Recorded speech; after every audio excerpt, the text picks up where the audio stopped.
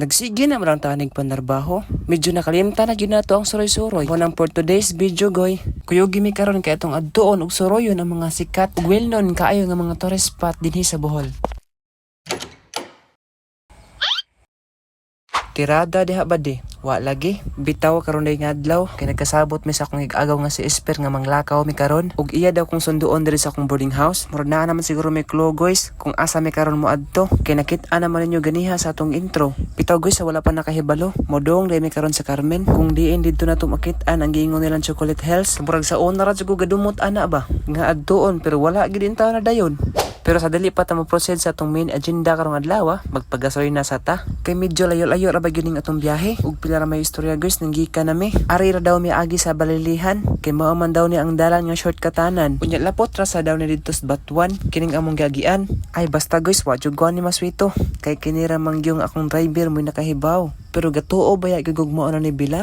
Kay daghan naman putag malabiyang kahoy. Giahak jud ning dili kayo tahinuroy. Kay mura man hinon tanig maignorante. Ato man ang taning baluarte. Pero murag mao naman gyud siguro ni. Ay di siguro kay hill pa man niya akong nakit-an. Kay isa pa man ka bukid. Pero daghan guys. Aw hills na. Hala brightening katsambara. Bitaw guys abot na may mga duhapot siguro to ka oras among biyahe. Unya murag na ay first batch nga giunag hatod sa shuttle van. Kay dili man day pwede nato dala natong mga sakyanan pasaka dito sa bukid. Unya din bayad na lang pud mi diri sa among entrance fee. FYI guys, kung taga diri ka, lumad kang taga Bohol, instead of 100 pesos imong bayaran, maka-discount ka og 50% og 50 na lang imong bayaran. Magpakita lang kasi imong valid ID nga nagpamatuod nga lumad jud ka nga taga Bohol. Unya kay nibalik naman ang shuttle van nga may atong sakyan, wala na mi naglangan. Ug nanakay na dayon mi guys. Gamay ra man dami karon nga pasahero. Makahigayon jud ko nig video-video. Kay gamay ra man dami mudong didto. Maulaw man jud ko mag video-video labi na akong daghan kay tao. Di pa gyud tani matawag og certified nga vlogger kay maulaw pa man. Mugawas ta siguro ni akong kamera kung ako rang isa. Ug di ba kaha kanang agdahon ko sa akong mga kaila nga mag-adventure ta. Haha ingana ra.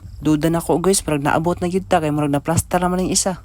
Ning pwesto naman ni siya welcome to Chocolate Hills. Pag naog na ko sa van guys, ba nakaingon jud ko sa akong kagalingon na grabe. Nindot kayo ang gihimo sa Ginoo. Kabisa napaka sa ubos makita gyud nimo. Ang palibot nga nindot jud kayo iyang view. Samot na siguro naa gyud tas kinabubuan. Ato gyud siguro dito masaksihan kung unsa jud kanindot ang kinaiyahan. Perti kahabog man gyud ani guys, napag-elementary tunga-tunga. Pero dili ra man pud hinuon tahangakon kung atong sakon. Kay nubo ra man pud hinuon og gap ang iyang hagdan. Murag naabot na gyud mis kinatom yan guys. Ug sa ako nang gikaingon ganiha nga murag gamay ra gyud kayo karon og tao. Kay padong naman gud pud mo udto.